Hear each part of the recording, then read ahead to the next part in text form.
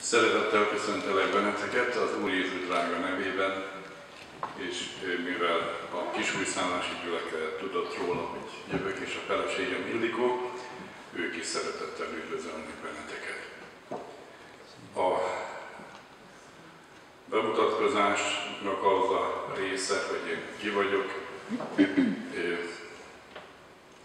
Révész Árpádnak hívnak, és ami nagy öröm nekem, hogy így elmondhatom, hogy a szüleink Isten kegyelméből az Úr Jézus Krisztus megváltottjai, a nagyszüleink is azok voltak, a fiaink is azok lettek, és már kezdenek a dédunokáink is, ahogy beérnek arra.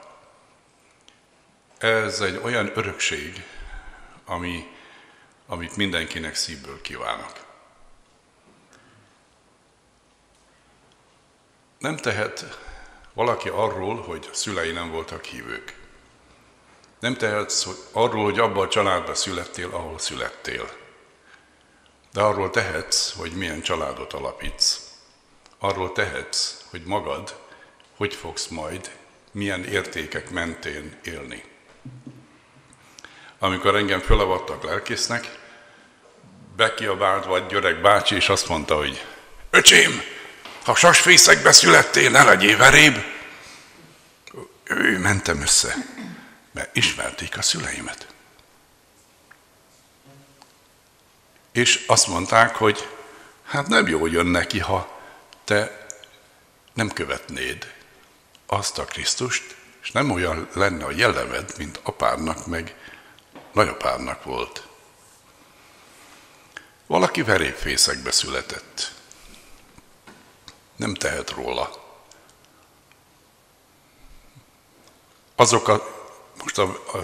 Így hasonlítom, a sasfészeknek azt nevezem, amikor Krisztus a király.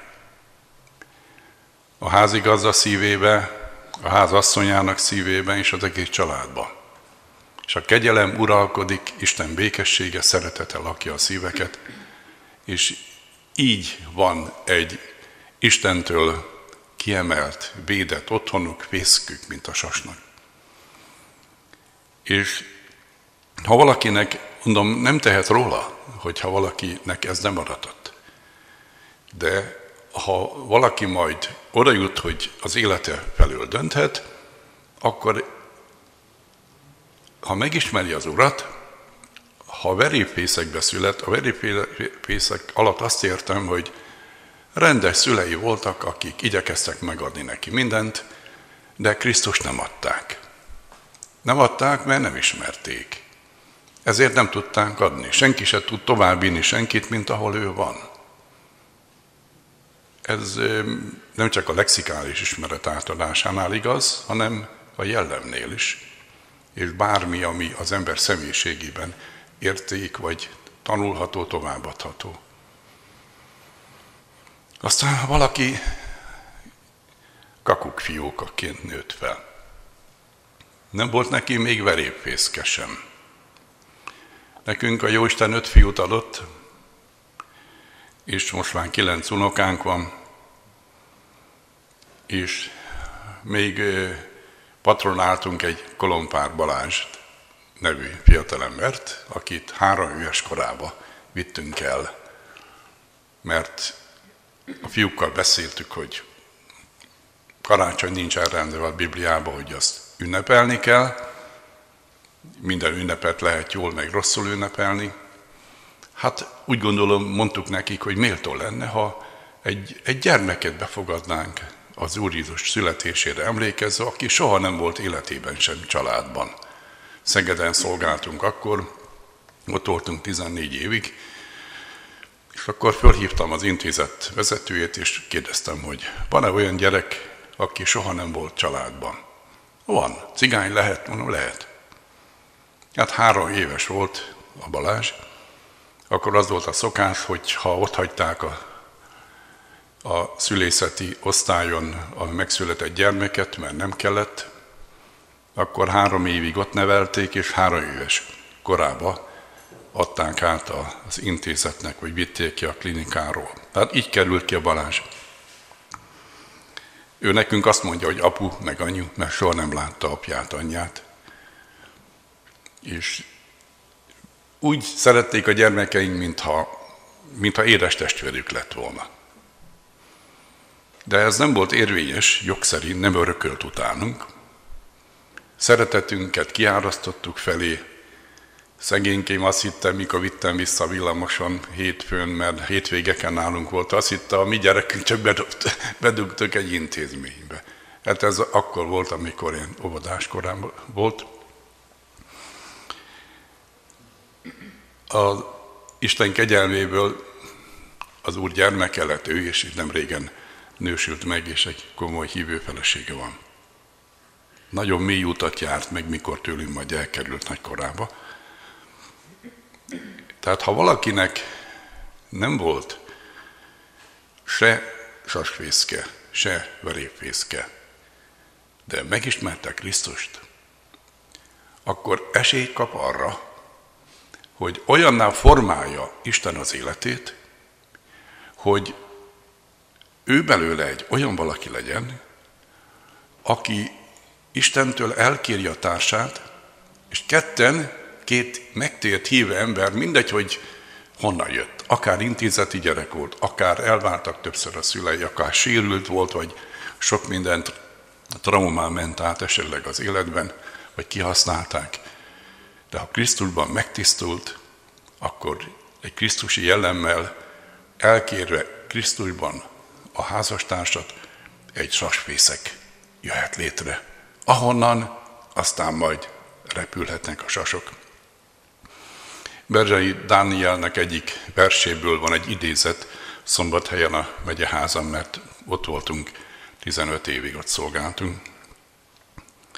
Az van ráírva, csak sast nemzenek a sasok.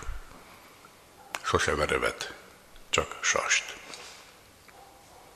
Ha akarod, hogy az utódaid azok sasok legyenek, ahhoz neked magadnak azzá kell válni.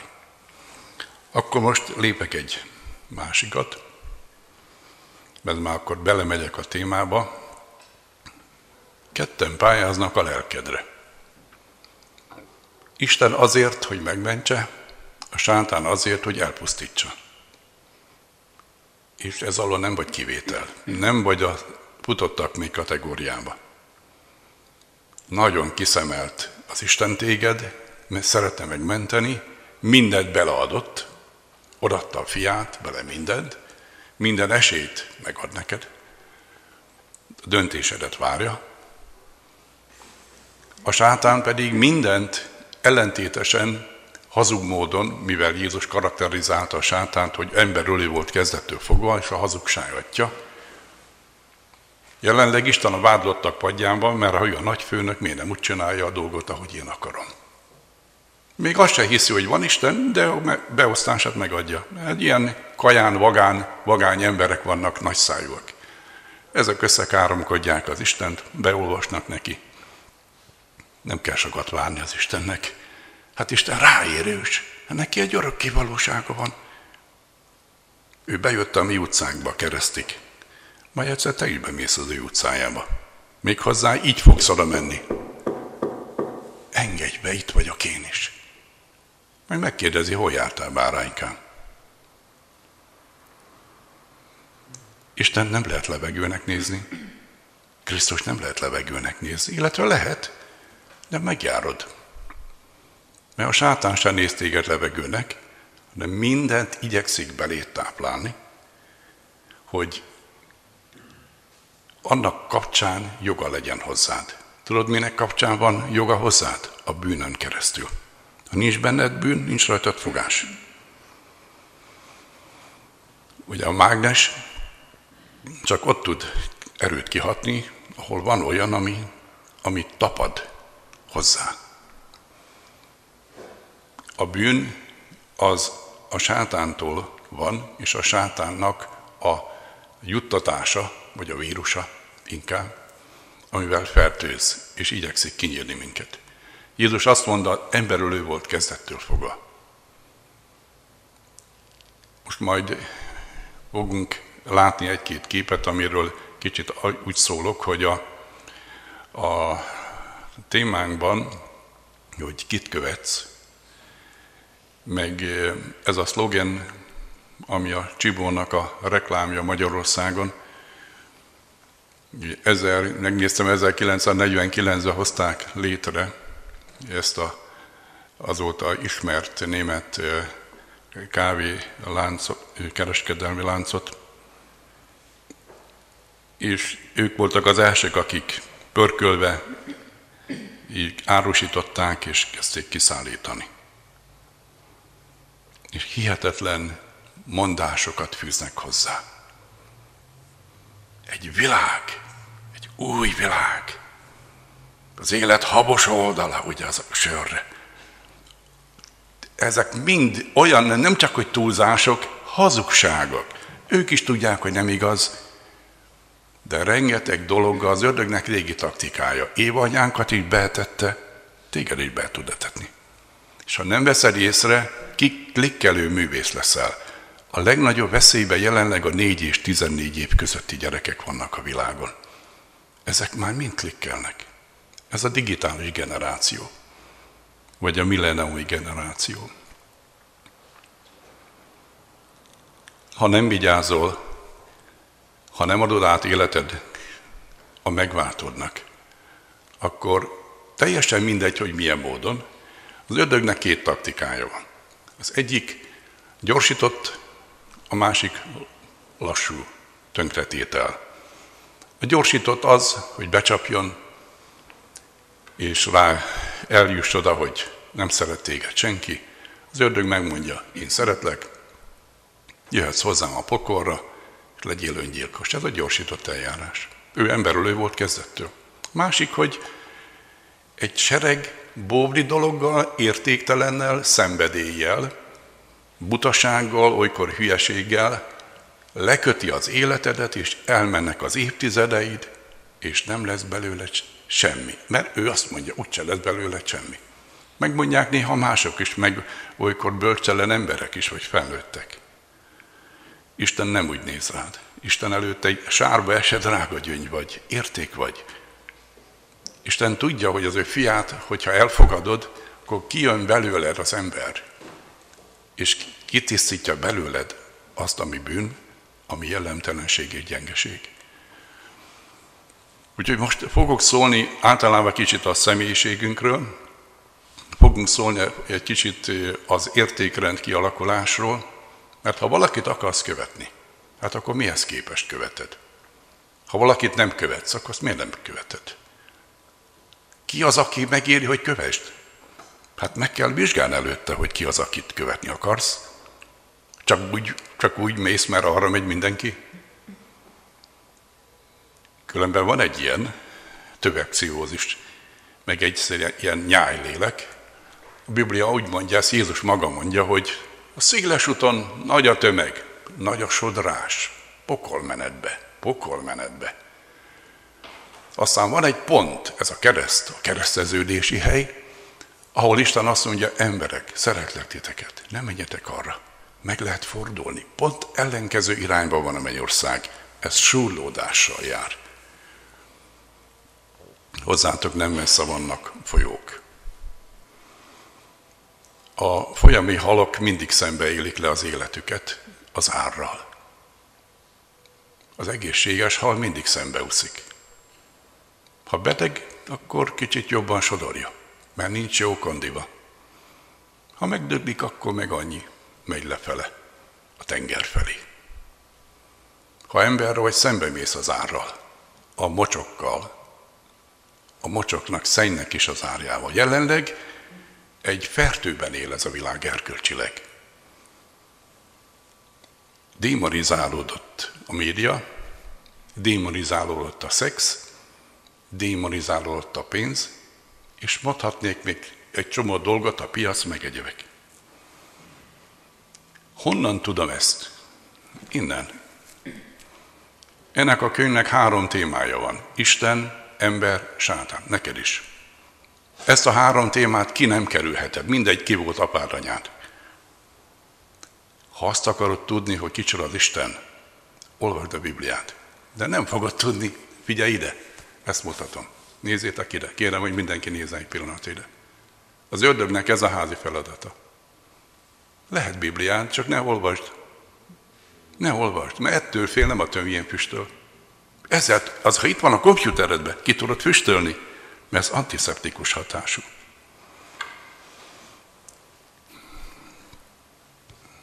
Aki nem olvassa, vagy áltatja magát, hogy jönnek ilyen vagy olyan fordítása jó, de egyiket sem olvassa, mindig az a rossz fordítás, amit nem olvas az ember. Ezzel is az ördög be tudja etetni az embert. Mihelyt gyermekeink tudtak olvasni, mindenkinek Bibliát vettünk. És mindegyik a saját Bibliájából tért meg. Isten igéje az embernek való. Megismerheted belőle az igazságot, és az igazság szabaddá tesz. A görbe az az egyenes mellett derül ki. Ugye két részeg nem tesz ki egy józant, két görbe nem tesz ki egy egyenest. Jézusnak nem lehetett hazudni, mert csak a hazugnak lehet hazudni. Jézus volt az igazság. Aki megpróbált neki hazudni, mind lebukott. Ez igaz volt a koncepciós peréig, mikor lefizették őket, hogy hazudjanak, mert a zsidó jogrendben nem volt vádemelő ügyvéd vagy ügyész. Azt mindig a tanúk képviselték, minimum 2, csak hát nem tudtak rimbe hazudni, hiába lefizették őket. És nyilvánosan lebuktak, úgy, hogy ejteni kellett azt a módot. Mert ő volt az igazság. Pilátus azt mondta, nem találok benne bűnt. Ő a római jog vizsgálatáról azt mondta, nem, az ilyen embernek nem kell meghalni a római jog szerint sem. Virágvasárnap, Hozsanna, pár nap múlva feszítsd meg. Ilyen a szív. Nem ők voltak olyan haszontalanok, ez te vagy meg én. Mi vagyunk ilyenek. Az ember felnő valamilyen értékrend szerint. Normális esetben a családból kapsz egy értéket. Mikor megszületsz, akkor most nem mondom el végig a személyiségfejlődést, mert mentálhigiénész szakember is vagyok, tehát járatos vagyok ezekben a dolgokban. Meg drogambulancián szolgáltam Szegeden, meg telefonlelkisegély szolgálatban, úgyhogy elég sok nyomorúságot ismerek az emberi lélekről. Meg elég sok olyan emberrel találkoztam, aki engem hülyének nézett. Én közben még mindig szerettem, mert Jézus azt mondta, hogy így is szeresd. Hát, ha még megtér egyszer. Tehát szoktam mondani, barátaim, az nevet, aki a végén nevet. És a Pilátusnak is meg lehet mondani, a Krisztus pernek még nincs vége. Mert hogy akit elítélt, vissza fog jönni. Volt egyszer egy vendégem a Nap utcában, azt mondta, Pilátus, mit csinálnál, ha Jézus most még egyszer a kezedbe kerülne? Milyen döntést hoznál? Vannak helyzetek, amit ha nem hozol meg, akkor jó döntést, nem jön vissza többet. A Krisztust, ha elfogadod, ő megment. Ő neki van egyedül joga belemenni a múltadba, jelenetbe, és a jövődet is a kézbe tartja. Ezért érdemes rábízni az életedet. Egyedül ő méltó erre. Kit követsz? Az Ószövetségben a bálványok nagyon-nagyon-nagyon bejöttek Isten választott népek közé, és ez a környező hatás olyan erős volt náluk, hogy sokan királyok is, pedig fölkent emberek voltak, proféták is, olykor hamis profétává váltak, olyan nagy volt az ördögi nyomás. Isten mindig küldte az embereit, és mondta, hogy nem jó, nem lesz, ebből baj lesz, ne csináljatok. Mint ahogy egy szerető szülő mondja a gyermekem, ez nem neked való. Most akkor kérem, hogy nézzük meg az elsőt a személyiséggel kapcsolatost. Itt majd lépni fogunk, az erkölcsi fejlődés, hogy indul, hogy megy. Ez az alapfok, a jutalmazás és a büntetés. Ezzel kezd mindenki, és ez normális dolog. Egy gyermeknek például legyen az tipegő, nem tudod megmagyarázni még a fizika törvényeit, és akkor legálisan elvered a kezét, ha piszkálja a szeggel a konnektort. Azért nem engedjük, mert ő nem tudja, hogy a javáért tesszük, még nem tudunk neki elmondani, mert még nem tartott azon a szinten. Ezért, hogyha oda megy és azt mondja, nem szabad, mert már megtanulta, akkor meg itt puszilgatjuk, hogy na látod, akkor így jó. Tehát a jutalmazás és a büntetés. Ez igaz a bölcsibe, oviba, fekete pont, piros pont.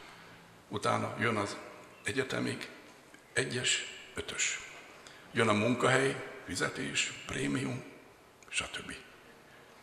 Míg élünk, ez valahol ilyen szinten megvan. A probléma az, hogy valaki így meg a koporsóba. Ez kb. 60% az emberiségnek, majd most lassan egyet lépjünk.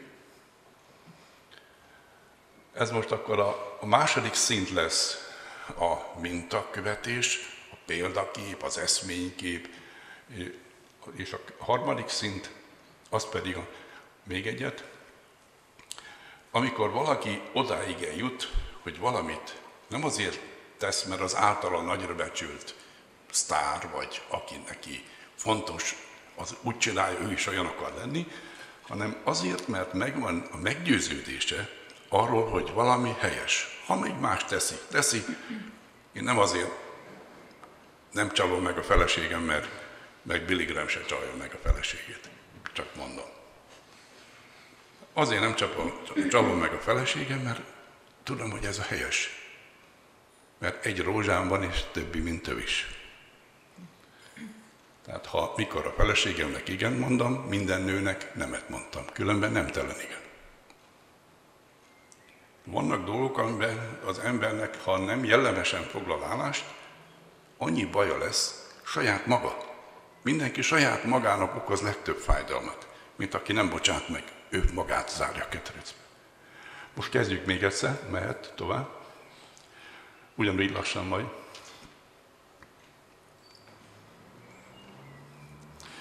Ebben az esetben jutalmazás és büntetésnél középpontban van az én. Tehát engem ne büntessenek meg, és engem jutalmazzanak meg. Ez egy gyereknek nagyon jó dolog. És így lehet kordába tartani, így lehet bele bánni. Ha ezt csinálod, megjutalmazlak, ha azt csinálod, megbüntetlek, hogy majd lassan, majd később ne kelljen ezt tenni, mikor majd oda jutsz, hogy magad fogsz dönteni. A jót mindig úgy választjuk, hogy elutasítjuk a rosszat, fordítva is. Tovább. Itt a motiváció, tehát a jutalmazás és a büntetés. Ez nagyjából 60% az emberiségnek. Ez, ahogy a szociológusok fölmérték, ez egy nagyon nagy szám. Azért dolgozik, mert nézi a főnök. Nem azért, mert a munka morálja olyan, vagy szereti az alkotást, hanem azért, hogy ne bántsák. Inkább megcsinál valamit, csak ne bántsák. Vagy inkább csinál valamit, hogy megjutalmazzák. És akkor ezek azok a taposók, hogy pedálozók. Tovább. A második szinten középpontban mások vannak. Másoknak akarok megfelelni. Vagy másokat akarok követni. Ami lehet jó. Nagyon sok értelmes és értékes dolgot meg lehet tanulni előttünk járó, példamutató emberektől. Ennek a legnagyobb és kézenfekvő példája, házon belüli példája a drága szüleink. Nagyon sok mindent tőlük tanulunk. És ha vannak szüleitek, szeressétek őket, tiszteljétek őket.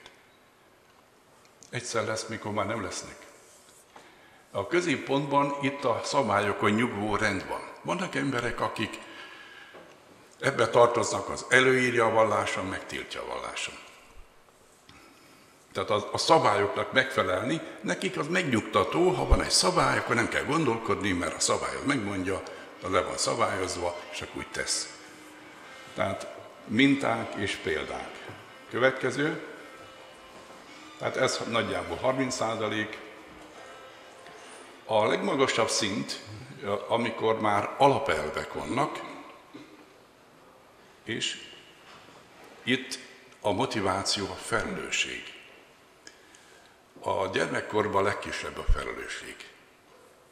Időskorban nagyon erős a felelősség. Ahogy a gyermek fejlődik és megy a személyiség fázisában, mondjuk a tínédzserkor felé, vagy abba, ha belemegy, azt mondja, hogy én már ezt akarom csinálni, már nagy vagyok. Baj lesz belőle, azt mondja, hát én tulajdonképpen kicsi vagyok. Igen, ne tessék felelősségre, hanem kicsi vagyok. Ezt minden szülő átéli. Nekünk is ugye 5 fiunk volt, képzeljétek el, egyszer 4 tínédzser volt az asztal körül. Okos, főokos, túlokos, minden műfaj megvolt. Nekem nem nagyon kellett beszélni, nem is lehetett, mert mindent tudni véltek. Aztán figyeltem, mikor egyik jött kifele az erdőből, mikor a másik meg éppen ment befele az erdőbe, aki kifele jött, az most megmosolyogta azt, aki éppen most volt ebben. Ugye az enyhe elmezavarnak is mondják, de csak enyhe úgy, hogy nem szokott kóros visszamaradás lenni, mert amikor az ember kifejlődik, akkor így, ahogy ti is majd mosolyogtok, ez jó közvenni, ha majd meg őrül a szülő, de ő is túléli. Mert hát ő is volt valamikor az, úgyhogy ez nem esik messze az almafájától. De ez sajnos csak 10%. Úgy a fölmérés, ez most már egy pár évtizeddel ezelőtti felmérés, amivel dolgozok ezekkel az adatokkal, amikor ezt megállapították. Tehát van egyszer a jutalmazás és büntetés motivációval, van a minták és a példákkal, és végül van a felelősség. Amikor a felelősségbe érkezik meg valaki, és azért tesz, mert van egy meggyőződése arról, hogy mi a helyes. Még menjünk újra tovább. Első szint. Ezt azért teszem, hogy bizonyos eredményt érjek el, vagy pedig kivédjek nem kívánatos következményeket, nehogy megbüntessenek. Második szint. Azért teszem, mert úgy vélem, hogy XY is ezt tenni, vagy mert ez a szabály. És a szabálykövető vagy törvénykövető állampolgár vagyok. A harmadik, azért cselekszem ezt, mert tudom, hogy ez a helyes. Amikor valaki ide jut, lehet, hogy megbüntetnek közben, lehet, hogy megjutalmaznak közben, az nem változtat azon, hogy meggyőződtél arról, hogy mi a helyes. És kívánom nektek, hogy eljussatok erre a szintre, hogy olyan értékeket spájzoljatok be, és olyan értékeket tartsatok meg és szelektáljatok mást, hogy eljussatok erre a szintre. Következő. Tehát a szociológusok az erkölcsi fejlődés 3 alapvető szintjét különböztetik meg, amivel magyarázzák a motivációink forrásait. Tehát mindenki az első szinttel kezd, az emberek 60%-a ott is marad, csak magukkal törődnek. A környezetükben reájuk váró jutalmazások, büntetések foglalkoztatják őket.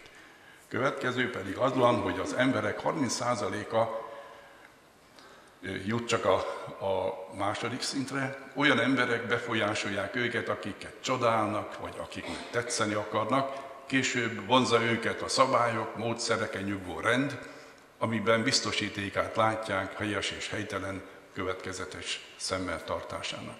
Még egy. Ez az embernek csupán az embereknek alig több 10% az, ami a harmadik szintet eléri. Ők magukba fogadták az alapelveket, míg azok személyiségük részévé váltak, beépültek. Ezért cselekszenek helyesen, mert ez összhangban van a hitükkel, értékrendjükkel. Meggyőződésük van. Ha megkérdezett tőlük, meg tudják válaszolni, hogy miért cselekszenek úgy. De nem függnek a környezetük és az emberek külső befolyásától. Tehát a 3 szint, hogy önmagunkkal törődünk először, ez bizonyos fokig mindig megmarad, csak százalékában egy érett személyiségnek kevesebb lesz. Az éretlennek domináns marad. A második szint erősen hat ránk a külső motiváció, és a harmadik pedig, hogy elsajátítottuk az alapelveket, belső rendünké válik és belső motivációval. Akkor még lépj egyet, és akkor így lelépünk. Akkor a másikat előkészítheted, és akkor kezdhetünk azzal. A bibliai antropológia, ugye az antropológiában, az embertanban, bibliaiban van úgynevezett hármasság, trihotómiának mondja a teológia, test, lélek és szellem. Lassan lépegessünk. Először volt a szellem. A szellemvilágból jöttünk létre, úgy, hogy Isten elhatározta, hogy embert teremt, hogy világot teremt. Következő, tehát onnan indult az egész, ezt tanítja a Szentírás. Következő, megteremtette Isten a matériát, előbb teremtett matériát, mint embert, úgyhogy a materialista világnézetet vallók, mikor azt állították, előbb volt az anyag, akkor teljesen igazuk van, mert a Biblia is ezt állítja. Következő. Így jött a kettő össze. Ugye, ha nem egész élénk a szín, mert ha a kéket és a sárgát egymásra teszed, akkor mi jön ki belőle, vagy összekevered? Zöld.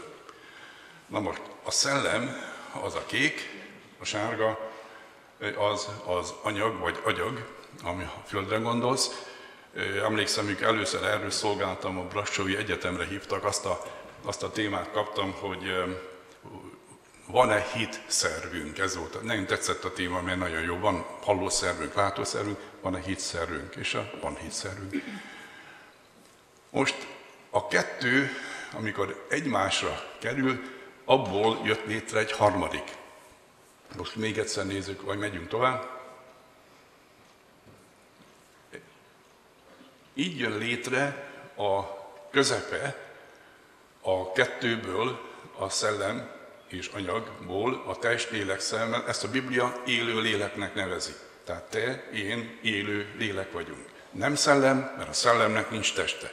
Nem matéria, mert a matériának nincsen szelleme. Tehát nem tudom, hogy tudtok-e követni, amiről beszélek. Tehát, hogy a lényeg, hogy nem szellem vagyunk. Nem szabad elszellemélyesíteni az embert, mert az ember nem szellem. Isten szellem, a Szentlélek szellem, nincs teste. Az embernek Isten a materiális részben, mikor úgy teremtett minket, hogy az anyag és szellemvilág mesdjéjére helyezett az Úristen. Itt tájolódunk a bennünk levő szellemi komponensből a szellemvilág felé, és a testünkkel pedig a matéria felé, onnan szedjük ki a földből a gabonát, és bepakoljuk a gyomrunkba, aztán fölveszi a szervezetünk, élteti, ez a biosz élet, a biológiai életünk, ameddig itt vagyunk. Tehát az ember test, lélek és szellem hármasság. Tovább. Most megnézzük, hogy Isten nem csak maga szent hármasságban létezik, hanem minket is hármasságban, többszörös hármasságban talált ki, lépegessünk. Tehát először is ugye van a szellemvilág. Utána van minden emberben egy kommunikációs képesség ezzel a szellemvilággal, ez nincs az állatnak. Ez csak neked, embernek van. Következő, az intuíció. Az intuíció is csak embernek van, ami nem a gondolkodás eredménye, hanem gyorsabb a gondolatnál. A harmadik, az a lelkiismeret.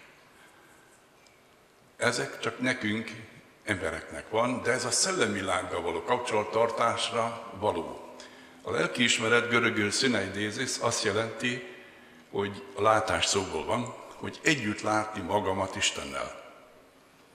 És utolsó ítéletkor mindenki majd ámulni fog, mikor meglátja magát, úgy, ahogy az Isten mindig is látta.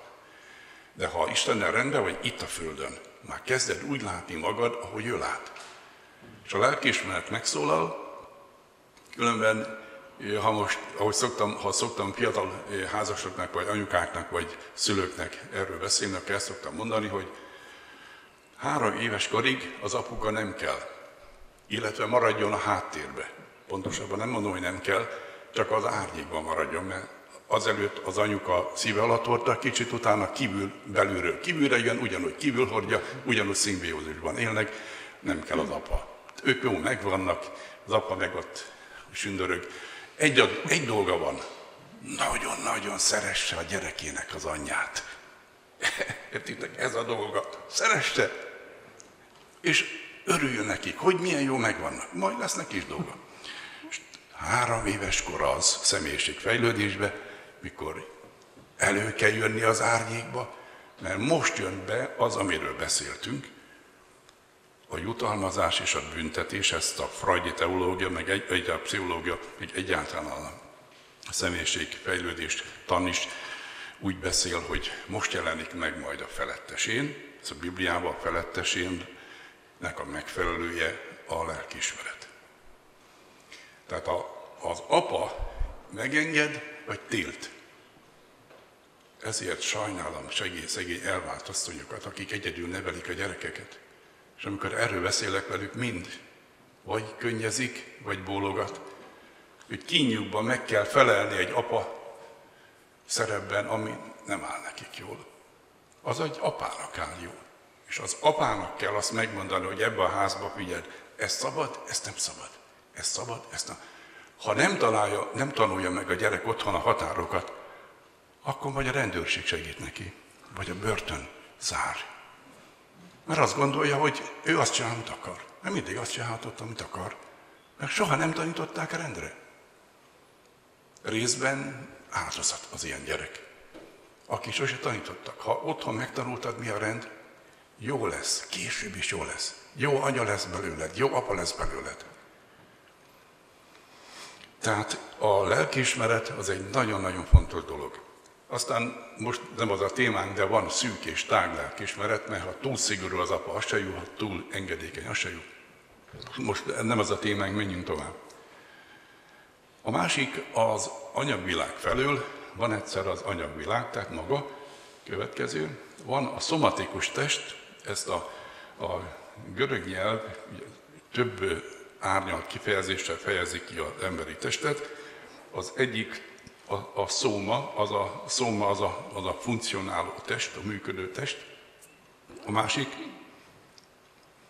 az a hústest, ugye aki a Csia Lajos fordítását olvassa, az görögül szárx, és az húst jelent, és akkor ő mindig húsnak fordítja, konkordantív fordítási elvvel, ha egyszer így fordította, akkor bevállalta, hogy mindig úgy fogja fordítani, és ez magába hordoz bizonyos zavart. És a harmadik a tetem, vagyis amikor az ember kimegy, mint egy bebábozódott hernyó lepkévé mutál, akkor kimegy a bábból és üresen marad. Az ember attól ember, hogy neki van személyisége. A személyiség az értelem, az érzelem és az akarat. Klasszikus értelemben. Tehát a személyiségednek van öntudata, nem a szellemednek, nem a matériádnak van öntudata, nem a testednek van öntudata. Ezt a Bibliából is tudjuk igazolni tovább. Tehát itt most úgyból lépjél. Tehát ez a pszichikumunk, ami középütt van, a pszichológiai énünk, akik vagyunk, tovább.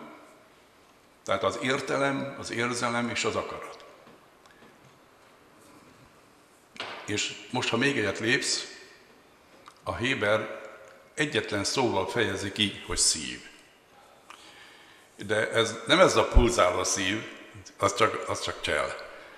Nem az a öklömű vérpumpa, nem. Az a héber gondolkodás szerint a döntések székhelye. Az akarat, ahol eldöntsz valamit. Ilyen, ő tapasztalati nyelv a héber, hogy néha a szívünkhöz kapunk. Van, aki a fejéhez kap, ez már inkább nyugati gondolkodás minta. Tehát így vagyunk mi emberek.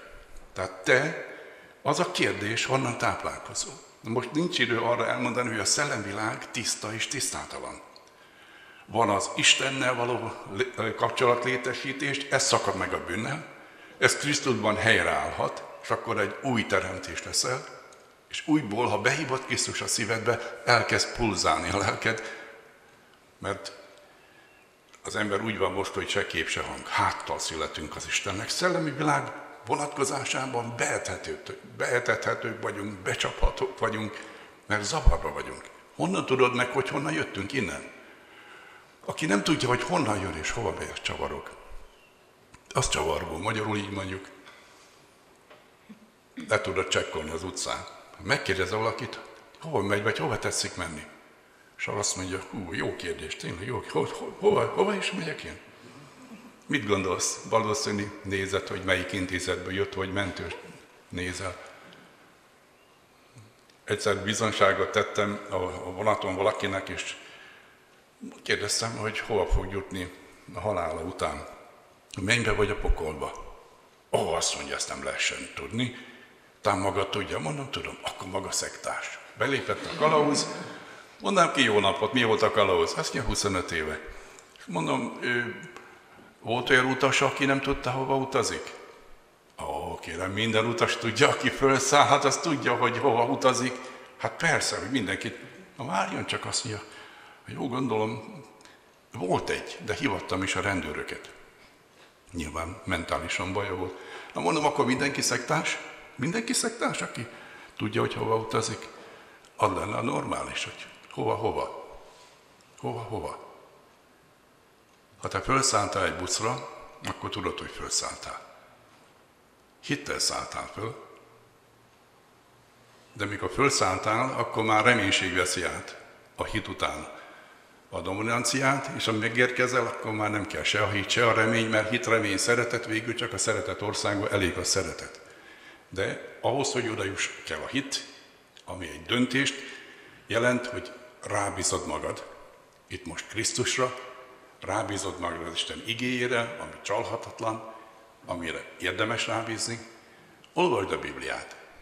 És ha nem érted, akkor is olvasd. De a Bibliát nem az elején kell kezdeni olvasni, ez egy 66 kötetes könyvtár. Először Jézus életét ismerd meg, Máté, Márk, Lukács vagy János, bármelyik evangélium, én a János szeretem, de legtöbben, vagy mások még a Lukács evangéliumát szokták javasolni. Az azért is jó, mert Lukácsnak egy barátja élt Rómában, aki, tehát mondhatnánk, hogy ugye nem volt kívülállt a zsidóságon, és neki írta le még inkább úgy, mint aki egy nem hívő hátterű, míg Máté, meg a többiek is jobban zsidók környezetbe, zsidóknak szánták az evangéliumokat. De mindegyik bemutatja neked, kicsoda Jézus, és őt meg kell, hogy ismerd. Ő nem mondja, hogy kövess vakon, ne kövess vakon senkit. Ismerd meg, hogy kit követsz. Ha valaki ezt férhez mész, vagy elveszed, ismerd meg előbb, hogy kivel kötöd össze az életedet. Ha párválasztás lenne a témánk, akkor szoktam ilyen rébuszokat használni, meg így szoktam mutatni először a fejre, utána a térdre, és utána harmadikként a szívre. Először gondolkozz, mert Isten hozzád élőt akar adni. Utána imádkozz. Ez a sorrend. Harmadszor engedj csak utat az érzésednek. Mert ha így kezded, hogy az érzésed akkor beleesel a Petőfi Sanyi szindrómába, hogy a szerelem sötét verem, beleestem, benne vagyok, nem láthatok, nem hallhatok. Ennyi. Akkor elkezded imádkozni, azt jelenti, hogy Istenem, ha szeretsz, akkor most ezt megadod nekem, olyan jó lesz nekem. De most te akaratodat oda, egyszer jött bent bőgbe egy lány, egy egyetemista Szegeden, hogy összesen nem igazság. 2 évig imádkoztam egy fiúért, és akkor most elvette egy másik lányt. Jaj, mondom, hát figyelj, ülj már le. Hát mióta tartozik neked az Isten? Hát minden, nem egy automata, hogy te most ostromod, hogy kinéztél magadnak valakit. Isten nem ad second handet. Isten mindig a legjobbat adja, ő nem is tud second handet javasolni. Nem tud, mert ő tökéletes. Az a nő, vagy a fiú nem lesz tökéletes, Isten mentse, hogy tökéletes legyen. Akár férj, akár feleség nem jó, a tökéletes, nagy baj. Olyan, aki hozzád való. Tehát aki hozzád való. Akkor 2 tökéletlen, meg az Isten tökéletes kegyelme, jó harmónia. De most ez egy másik téma. Isten annyira szeret bennünket, annyira szeret. Tehát ha Krisztusra bízzátok az életeteket, olyan szép házasságotok lesz. Én most már 43 éve szeretem a feleségem, de mindig jobban szeretem. Megint őt venném be, ha elkezdenék. Megint őt venném be. Annyi áldást éltünk át együtt. Nagyon jó volt. És ahogy látjuk, ahogy a kegyelem működött, ahogy láttuk a gyermekeink életébe, amikor padlót fogtunk, mikor jött a daczok, mondom neki, te voltál ilyen? Mondom a feleségem, voltál te, azt mondja, nem én. Na mondom, és hogyha mind a kettőnké beleszorult, akkor mi van? Hát lehet, hogy ez a helyzet. Úgyhogy akkor letérdeltünk imádkozni, és akkor oda szeretgettük az Úrhoz őket. És most, mikor eljönnek, most éppen minden évben legalább 2-3 találkozó, családi találkozót tartunk. Csak megjegyzem, hogy az én nagyapám 8 gyermekével 1928-ban tért meg. És tudjátok, azóta hányan vagyunk? Több mint 400-an. Isten, és megnéztem, kb. 80%-a Isten kegyelméből újjászületett hívő ember. Sasfészek lett belőle. Nagyapám, mikor meghallotta, hogy református kurátor volt, azt gondnoknak mondják ma, vasárnap délután együtt kártyáztak a tiszteletes úrral, a jegyzővel, bíróval, és akkor szalad egy ember, hogy kurátor úr, tudja azt maga, hogy a hitehagyók, ezek voltak a baptisták, megtöltötték a házát, maga be se tud menni, annyian vannak, tud erről? Nem tudok én, azt mondja, nem adok én neki, puf, levágta a kártyát. Hazament, nem tudott bemenni, mert annyian voltak. Hát befurakodott, hallotta, amit hallott, úgy megragadta az ige, ezt édesapámtól tudom, aki 6 évesként ott ült nagymamám ölébe. Előre ment, azt mondta, anyjuk, nyisd ki a sparlát ajtót. Elővette a pipáját, mindent, bedobálta. Ezt nekem többet nem kell. Azt mondta az előadó urat, azt se tudta, hogy szólítsa. Meghívom, házam vendége lesz. Isten elkezdte a munkát a családunkba. És azóta is kegyelméből folytatja. De nagyapám az nagyon erős imaharcos volt. Mindig név szerint imádkozott értünk. Nyáron, mikor nyitva voltak az ajtók, ablakok, hallottam most az Árpéért. Uram, mi lesz ebből a fiúból? Jaj, mondom, de imádkozott értem. Most, amikor meghaltak már szüleink is. Ott álltunk az imaházudvaron, fogtuk egymás kezét, mi 4-en vagyunk testvérek. Mondom a testvéreimnek, hogy vállaljuk, visszük tovább. Mert már elmentek fölülünk, elmentek a nagyszülők, elmentek a szüleink, mi vagyunk soron. Mi felelősségünk hordozni név szerint a családot. És azt mondtuk, könnyezve vállaljuk. És ezt tesszük. Imádkozunk, hogy Isten mentse meg a gyermekeinket, legyen ott velük. Lekapcsolhatod? A szlogenhez visszatérve, azt akarják elérni a reklámok, hogy téged rákapassanak arra. Én még mikor a drogambulancián dolgoztam a 80-as években vagy 70-es években, akkor még azt mondták, hogy például a kávé az nem narkotikum, nem számított annak, ma már ezt megváltozott. Tehát a bizonyos bármilyen dolog, ami szenvedély, az bűn a Biblia alapján. Most röviden mondtam. Tehát bármi, ami szenvedély, az leuralja az akaratodat, és azt kell csinálnod, nem úgy van, hogy te választod. Én például csináltam majd 15 évig, hogy nagypéntektől pünkösdig nem ittam kávét, gyakorlatilag ezt koffein pauzának neveztem, kiürült a szervezetem a kávétól, és nem akartam, hogy itassa magát a kávé, hanem akartam, hogy én döntsem el, iszom vagy nem iszom. A lelkipásztorok ilyenkor már tudták, a kollégák rólam, és mondták, hogy te azt mondja, Árpád, hát miért nem, ez 53 nap egyébként, azt mondja, miért nem pünkösttől nagypéntekig nem iszol? Hát mondom, figyelj, mert én döntöm el, nem te. Meg szeretem is a kávét. De ez akaratedzés, ez nem szakrális, ezt akaratedzésnek használtam. Ugyanúgy megfőztem másnap a feleségemnek, de már az agyam beállt arra, hogy én holnaptól nem iszom. De ez akaratedzés. Valamit nem akarok tenni. És akkor azért gyakoroltam, hogy ezzel ne itassa magát, hanem döntsem én el, hogy iszom, vagy nem iszom. Egyébként 18 éves koromtól semmi alkoholt se iszom. Ebből volt is bajom. Egy párszor, mikor egyházelnök voltam, ugye aperitíve fogadnak a püspök urak minden ilyen helyeken. Na de ilyen történetet most nem mondok el. A hadserege viszont abból volt bajom, hogy hadbíróság elé állítottak, mert megtagadtam a parancsot. Ott is volt egy elvem, hogy én mióta megtértem, én semmiféle más, tehát ilyen nótát nem mondok, csak Isten dicsőítőt. És ott pedig olyat kellett volna leírni, amiben azt mondtam, hogy ezt nem fogom mondani, akkor miért írjam le? Hát így volt logikus. Kiosztották a füzetet, hogy nóta tanulást diktálják. És visszavittem a parancsnoknak, azt mondja, mit akar? Hát mondom, visszaadom. Miért? Hát mondom, nem, mert nem fogom mondani. Olyan nincs. Hát nem tud énekelni, de tudok. Mondom, Krisztusról kezdhetem? Ne kezdje. Ez még 67-ben volt. Akkor volt éppen a 6 napos izraeli háború, mikor a sinait lerohanták. Senkit nem engedtek szabadságra. Azt mondja, pártitkár Révész honvéd, most lesz az Armageddon.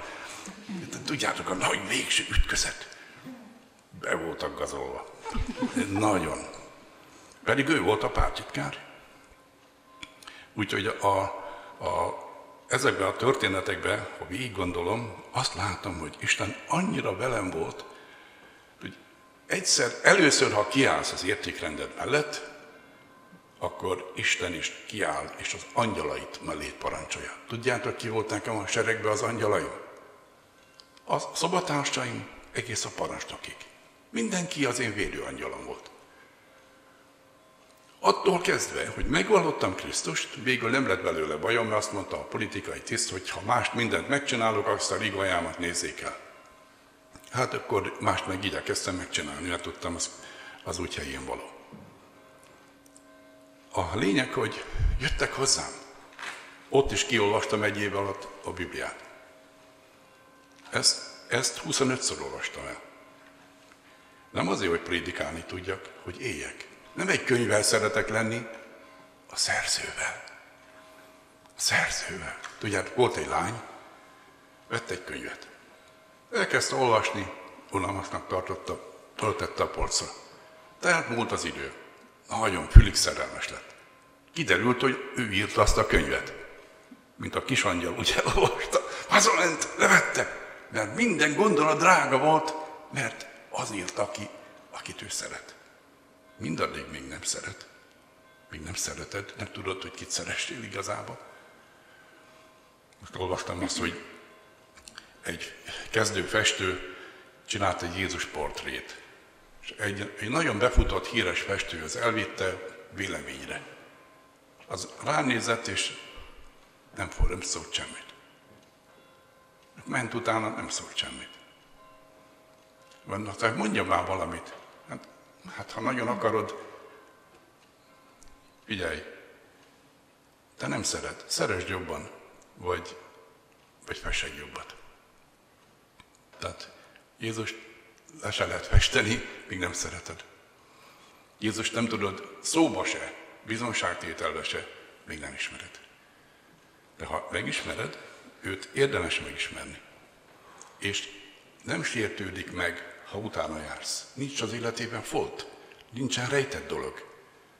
Mondta, jön a sátán, a világ fejedelme, de bennem nincs semmije. Benne semmi bűn nem volt. Na most, az egy nagyon fontos dolog, hogy a Biblia elénk tárja, hogy akarod követni Jézust. Ő azt mondja, aki engem akar követni, az először is tagadja meg magát, utána vegye fel a keresztjét, és kövessen engem. Előtte azt mondja, ha akar. Ha nem akarod, nem fogod ezt csinálni. De ha akarod, akkor ez az első. Magadnak azt kell mondani, hogy nem élem, önfejűen az én életem, hanem azt mondom, hogy Uram, magamnak nemet mondok, mert neked igent mondok.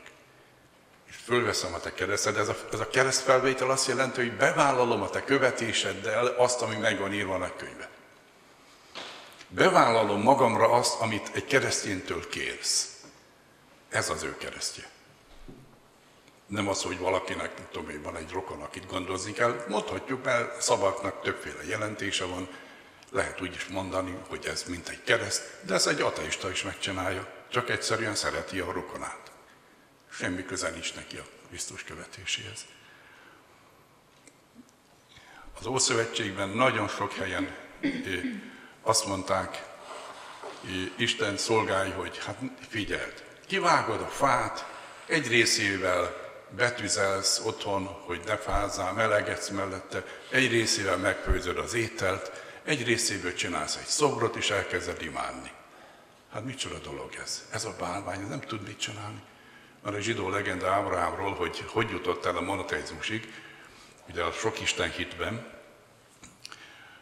Van egy ilyen legenda, hogy elment az apukája a vásárba, és rábízta a boltot, ahol árulták a bálványszobrokat. Ő meg kiment, vágott egy erős furkóst, összetört az összes darabokra. Csak egy ilyen nagy bufurcot hagyott ott meg. Letett egy tál ételt elé. Jön haza az apja, majd rájult, hogy fiam, mi járt itt? Hát azt mondja, hogy ezt csinálta. Ott volt a furkós előtte, ott volt a kaja, azt mondja, összevesztek a kaján. Ez meg mindent kinyírta. Azt mondja, fiam, hát ennek van szeme, de nem lát, van keze, de nem tudja meg sem mozdítani, van feje, de nem tudja használni mindent, de van lába, nem tud menni.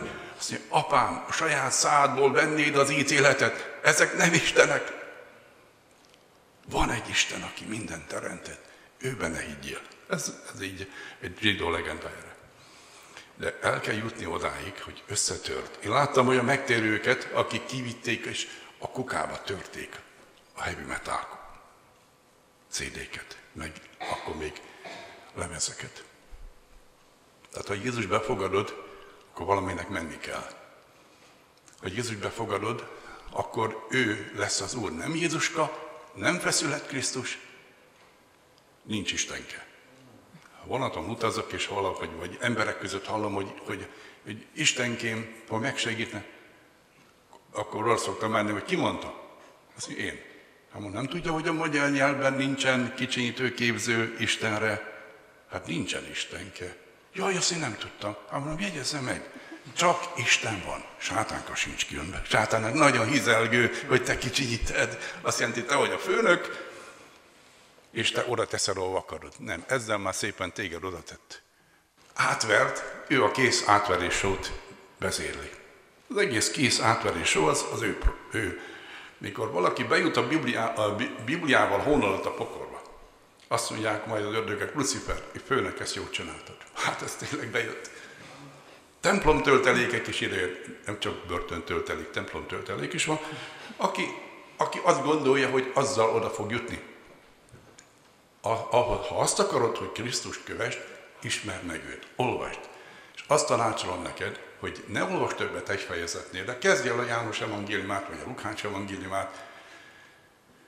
Keres egy olyan minőségi időt az életedben, a 24 órádban.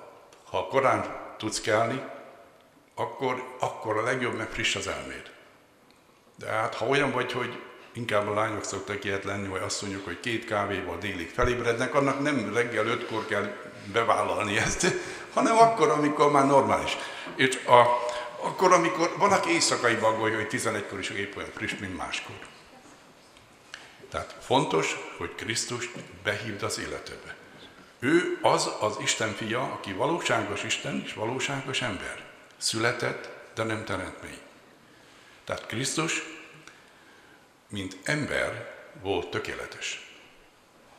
Mint ember halt meg értünk a kereszten, a mennyben nem halhatott meg, oda nem megy be se a halál, se a bűn. Tehát ahhoz, hogy a te sorsodat, meg az enyémet magára vegye, és azért bűnhődjön, hogy megváltson, megfizessen, ahhoz neki ide kellett jönni erre a földre. De ahhoz, hogy a sírból, a halálból, a pokolból ki tudjon jönni, ahhoz meg Istennek kellett lenni. Ezért Istenember és emberisten. Képzeljétek el, mikor először prédikáltam New Yorkba egy olyan gyülekezetbe, ahol több mint 50 nyelvet beszélnek, És az utolsó szolgálatom az egy úgy nevezték, hogy Seekers Service, tehát a keresőknek az alkalma volt, és amikor döntésre hívtam, akkor kijött előre egy öreg indián mama. Indián! Uram, ezt sosem gondoltam, hogy az öreg vadászmezők helyett elmegy az én drága Uramhoz, Jézushoz. Mindig szerettem a Cooper könyveket, vagy Karl May könyveket, a nagy indián könyveket, minden fiammal elolvastattam. Az egy nagyon fontos a fiúknak jellemnevelése. Hátba nem támadunk, nem nyavajgunk, egyszerűen a férfiasságban az sokat jelent. Ha nem olvastátok, most is el lehet olvasni, akárhány x-esek vagytok már. Érdemes, hasznos. Na, ez a néni, 5 év múlva kapok tőle egy levelet, azt írja, Árpád testvér, olyan hálás a szívem, hogy akkor megmutattad nekem Krisztust. Tudod, azóta őt szolgálom, és szígyellem, hogy azelőtt nem ezt tettem. Ennyi volt a levél. Elraktam valahova. Igen. Ha Krisztust megismered, megváltoztatja az életedet. Ha behívod a szívedbe, a hit az nem IQ kérdés. Hát akkor minden okos hinne. Amikor hiszel, az a lelkednek, a személyiségednek, a lényed legcentrálisabb részének, ahol a szellemi kommunikációs központ van, egy olyan térerő, még én térerőnek tanultam fizikából, most azt mondják, hogy erő, tehát hogy erőtérnek tanultam, most meg térerőnek mondják, hogy a mobil világban. Tehát keletkezik, van egy térerő, egy olyan erőtér, ahol Isten dolgozik, és ha bejössz az erőtérbe a keresztnél, akkor jutsz abba a helyzetbe, hogy döntést tudsz hozni. A döntésed lehet az is, hogy rükverzbe mész, vagy hogy padlót fogsz, és azt mondod, mint Pál, én nyomorult ember, kicsoda szabadít meg engem. Nem kell elmenned, ha meg akarsz szabadulni. Akkor kell elmenned, így mondom, kell menned, ha nem akarsz megtérni. Akkor vissza fogsz húzódni, mindig. Egy ember mondta, hogy egy evangelizáció olyan erősen szólt hozzám Isten, hogy mikor hívtak előre, belekapaszkodtam a padba, még a körben nyoma is ott maradt, annyira kellett fogózzam, hogy ott maradjak, ne menjek előre. Következő alkalommal már nem kellett olyan erősen szorítani. Következő alkalommal már lazán volt a kezem. Következő alkalommal csak úgy doboltam padon. Következő alkalommal már el se kellett mennem. Hát igen. Nem akármikor térsz meg ám. Akkor, amikor bekopog. Nem tudod megrendelni a bekopogást. Ki tudja, hányszor szólt neked Isten már. Isten sokféleképpen szól. Kicsi korod óta. Sokféleképpen. Szólhat leginkább, hogy az igéből, igehirdetésből, de az történésekben, betegségekben, áldásban, bármiben szólhat. Tehát Isten sokféleképpen szólhat, úgy becserkészhet. Megérezteti veled, hogy itt vagyok, szeretlek. Segíteni szeretnék. Krisztus meghalt a kereszten, és végül ezt fogom mutatni. Itt van ez a könyv. Ez a kezem most engem képvisel. Azt szeretném megmutatni, mi történt a kereszten, mikor Krisztus értünk meghalt. Ez én vagyok. Itt van ez a könyv, vagy mondhatom, hogy DVD, amiben benne van az életem minden bűne, amit csak elkövettem. Gondolatban, szóban, cselekedetben, mulasztásban. Itt van Isten, és én nem tudok hozzájutni, mert a bűnöm elválaszt. Csak a bűnt kellene onnan elvinni, ő tudja, hogy itt vagyok, és szeret. De a bűn gyűlöl Isten. Elszakított a bűn. És úgy szerette Isten a világot, hogy egyszülött fiát adta, hogy aki hisz ő benne el ne vesszen, hanem örök élete legyen. Ide jött Krisztus erre a világra, erre szintre, ahol vagyunk. Ez a kezem is olyan, mint a másik. Krisztus éppen olyan ember lett, mint te és én. Itt utolér minket, de egyben különbözik. Neki nincsen akadály. Ő tökéletes kapcsolatban volt, és egy tökéletes életet élt. Ezért volt alkalmas, hogy áldozat legyen, mint Isten báránya. És amiről Ézsaiás próféta már 700 évvel Krisztus földre jötte előtt prófétát, így hangzik, mindnyájan tévejektünk, mint a juhok, mindenki a maga útját járta, de az Úr őt sújtotta mindnyájunk bűnéért. Az előbb még rajtam volt a bűn. Most hol van? Krisztuson. A bűn nem lehet egyszerre két helyen, ahol van, ott lehet megbüntetni. Hát ez történt. Ez történt. Ő bűnhődött. És akkor, amikor legyőzte a bűnt, a sátánt, poklot és a halált, megfizette bűn árát, megszerezte a belépőt a mennybe a feltámadásával, és most már nincsen akadálya, hogy vele közösségbe legyünk. Mi megcsináltuk a balhét, ő meg elvitte. Röviden. Ezért kellett megszületnie. Ezért. Ennyire szeretett. Gondolj bele. Amilyen bűnt csak elkövettél, vagy el fogsz bűn követni. Ádám, Éva, bukott utódjai, minden bűnt Krisztusra pakolt. Isten akkor, abban a pillanatban, a kereszten, mint bűnbakra. Ő meg nem azt mondta, az ég szakadjon rátok, hanem azt mondta, Atyám, bocsáss meg nekik. Kérlek, bocsáss meg nekik. Neki érdeme volt.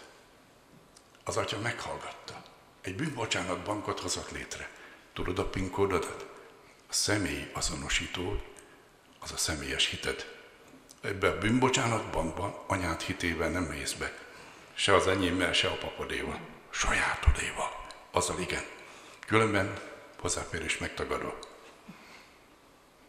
Érted? De ha azt mondod, hogy Jézus, itt vagyok, jövök azért, ami az én részem.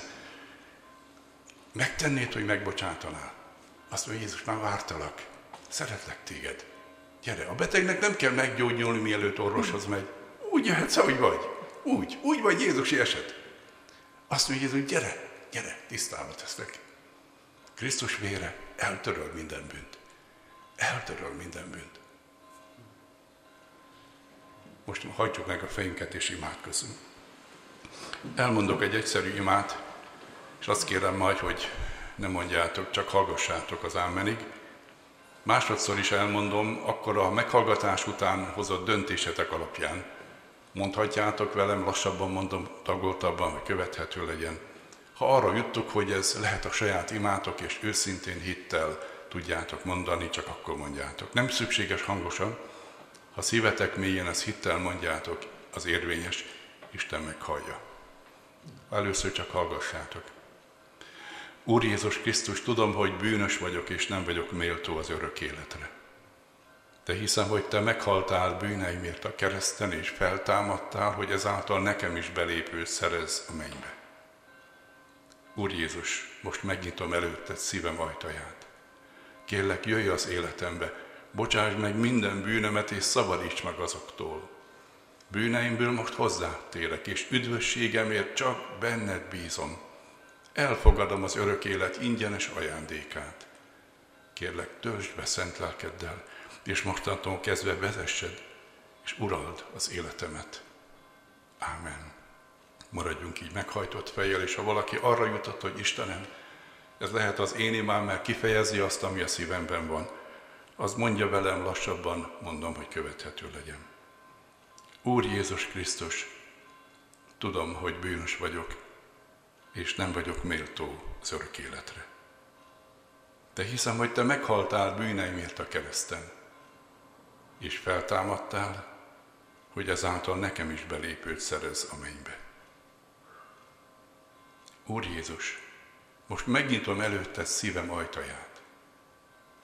Kérlek, jöjj az életembe. Bocsáss meg minden bűnömet, és szabadíts meg azoktól. Bűneimből most hozzád térek, és üdvösségemért csak benned bízom. Elfogadom az örök élet ingyenes ajándékát. Kérlek, töltsd be szent lelkeddel, és mostantól kezdve vezesd, és urald az életemet. Ámen. Fölemelhetjük a fejünket. Aki ezt elmondta, őszintén, hitből üdvözlöm Krisztus családjába. Így lehet bejutni, így lehet vele rendezni az életünket. Nem kér mást, csak kinyitni a szívünket, és azt mondja, Jézus, gyere, kezd meg a nagy takarítást. A trón a tiéd. Azt szeretném még kérdezni, hogy aki elmondta ezt az imádságot, és komolyan is gondolja, azt fejezze ki azzal, hogy fölállott a helyén, szeretnék érte imádkozni, hogy Isten legyen vele. Tessék. Köszönöm szépen. Van-e még valaki? Köszönöm. Köszönöm. Örülök nektek. Öröm van a mennyben is. Van-e még valaki? Ilyenkor harc folyik a lelketekért, harc folyik. Jézus átszegzett kézzel vár. Van még valaki? Akkor imádkozom. Úr Jézus, hálás vagyok a látogatásodért. Köszönöm, hogy szereted a drága fiatalokat. Köszönöm, hogy szépet gondoltál róluk. Kérlek, Uram, hogy az életük hadd legyen a Te kezedben átformálva. Először is bocsáss meg minden bűnt nekik, és segíts nekik, hogy a Te igéddel biblikusan művelt emberek legyenek, akiknek ellenálló képességük lesz, hogy a lelki immunrendszerük megerősödjék e világ sok vírus támadásával szemben. Add meg nekik, Uram, hogy Te általad kapjanak társat, Te segítségeddel találják meg, hogy mit tanuljanak, mi legyen az életük hivatása, de különösen kérlek, hogy a Te értékrendet szerint hadd tudjanak élni, hogy bizonyságtevő gyermekeid legyenek. Segíts, hogy el tudják mondani másoknak, hogy Te élsz, találkoztak veled, és másokat is hozzád vezethetnek. Áld meg őket, hogy lelki otthonuk legyen. Nyisd meg az igét, hogy szóról szóra, amikor olvassák, szent lelked megvilágosítsa számukra, hogy személyes üzenetté váljék. És hallgass meg imájukat, mikor dicsőítenek, mikor megköszönik napról napra a drága vért, ami bűneiket tornózza. És kérlek, minden nap hadd tudjanak dicsőíteni, magasztalni, és hadd találják meg a helyüket, a beépült helyüket a gyülekezetbe, ahová Te akarod őket beépíteni. Mindezért pedig neked adunk dicsőséget, neked a tövis koronásnak, az átszegzett kezűnek, a visszatérő királynak. Ámen. Tessék helyet foglalni. Ha valaki valakit elhívott, vagy van már hívő barátja, barátnője, azzal imádkozzék, és mindenképpen szóljatok a lelkipásztornak, hogy a szívetekbe ez a döntés megtörtént, akár ide tartoztak, akár másik közösségbe. Fontos, hogy ott legyetek, ahol Isten akar látni. Köszönöm, hogy itt lehettem nálatok, és hát nekem nem sokára majd el kell mennem, de örülök. Most az ima levelemet, mikor írtam, 4 évente szoktam írni, most már 15 éve ilyen regionális evangélista szolgálatban járom a Kárpát-medencét, és néha beszámolnak arról, hogy amikor így valaki döntést hoz, hogy mi lesz vele. Most is Bodrogról írták, hogy amikor legutóbb ott voltam, Isten megadta, hiszem február elején, hogy láttam, hogy akik átadták a szívüket, Isten lelke dolgozott bennük. És ez így lesz nálatok is. Vegyétek komolyan azt, hogy az Urat követitek. Egyszer jártam úgy, Zánkán volt egy ifjúsági tábor, sok százan ott voltak, és az este későn volt az evangelizáció. Pár év múlva odajön egy fiatal lány, és hozza 2 idős szüleit. A révésztestvér nem tudja, de hadd mondjuk el, anyámnak telefonáltam, ők nem voltak hívők, hogy nagyon későn lesz evangelizáció, lekésem a vonatot, de itt akarok maradni az evangelizáción, jöjjenek el értem kocsival. Eljöttek, én nem tértem meg, ők tértek meg, apu meg anyu. Most itt vannak, csak hadd lássa, hát összepuszígattam őket. Most meg van egy legutóbbi, ez egy Sányi nevű egyetemista Kínából. Képzeljétek el, megyek a vonaton, Nagykanizsán leszállítanak, hogy át kell szállni buszra. Ez a lány meg ugye nézi, hogy neki a végállomás Pécs, meg Pécsre mentünk volna, és ott kóvájgott, föl alá, ideges volt. Mondom neki, gondoltam, hogy nem tudnak beszélni, angolul beszélgettünk, mondom neki, hogy figyelj, át kell szállni buszra, nem. Mondom, át kell szállni buszra, nem. Azt mondja, végállomás, én egyen láttam az interneten, ez végigmegy, itt nincs busz közben. Mondom, figyelj, oda akarsz érni, gyere utánam, én is visszaszállok majd később. Hát egyszer látom, amerrejek mindig, mint egy pulikutya követett. Beülünk a buszba, bemutatkoztam, mondom, lelkész vagyok. Az mi? Akkor jött 3 hete Kínába. Mondom, lelkipásztor vagyok, az mi? Hát mondom, a Bibliát tanítom, az mi? Se Bibliát, semmit nem tudok, semmit. Itt környezetvédelmet tanulod, mint mérnök. Először egy évig majd a magyart kezd, akkor 3 hete jött. Na mondd neki, figyelj, most megtartjuk az első magyar órát. Megtanítom veled a magyar nyelv 3 legfontosabb szavát. Mondjad utánam, Isten szeret téged. Mondta, Isten szeret téged. Begyakorolta, leírtam neki magyarul, leírtam neki angolul, leírta ő kínaiul. Akkor elvált az utunk. Vasárnap megyek az Isten tiszteletre Szombathelyen, látom, hogy a mobiljával, a GPS-ével ott navigálja az imaházunkat. Megismert, a nyakamba borult, bementünk. Azt mondja, nagyon félek. Mondom, miért? Az életemben nem voltam ilyen. A Dani fiam vezette a dicsőítést.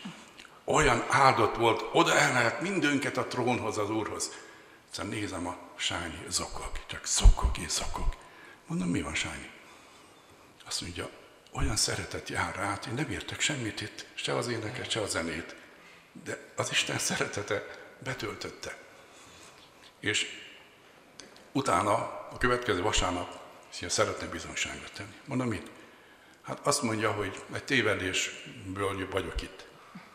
Mert a jegyet a barátnőm Bécsbe kérte, de Pécsre adták. Értitek? Bécs, meg Pécs, és akkor az ablakon keresztül, és otthon bosszankodtak, hogy most mi lesz velük, ő a barátnője lefoglalta a szállodát, ő nem azt mondja, Sányi, figyelj, hogy megmentsem, vagy jegyet add ide, én elmegyek a Pécsre. Ott sem, úgy sem voltam sehol se. Azt mondja, így én vagyok az Uncle Árpád, tehát a nagybácsia vagyok azóta is. És hát befogadtuk így lányoknak. És most Cinkotán voltam bemerítésen, talán fönn is van a baptista egyház lapján, azt hiszem a Sányi. De olyan gyorsan fejlődik lelkileg, bámulatos. Tehát Isten meggyőzte a létéről, és a szeretete, Isten szeretete beragyogta a szívét. És higgyétek el, hogy ha Krisztus él bennetek, ezt át fogjátok élni. Hogy Isten fog tudni használni. És amikor a mennybe leszek, jönnek majd elém, és mondja, révésztestét, de jó, hogy elmondtad az evangéliumot nekem. Én is azért vagyok itt. Én is azért vagyok itt, mert nekem valaki elmondta. És te is segíthetsz másnak, hogy ezt elmond. Jézus él, találkoztam vele, ti is találkozhattok vele. Úgyhogy most elköszönök, mert különben akkor a vonatot elkésem. Áldjon meg az Úr mindnyájatokat. Örülök, hogy itt lehettem, és hát legyetek hűségesek az Úrhoz és egymáshoz, a közösséghez is.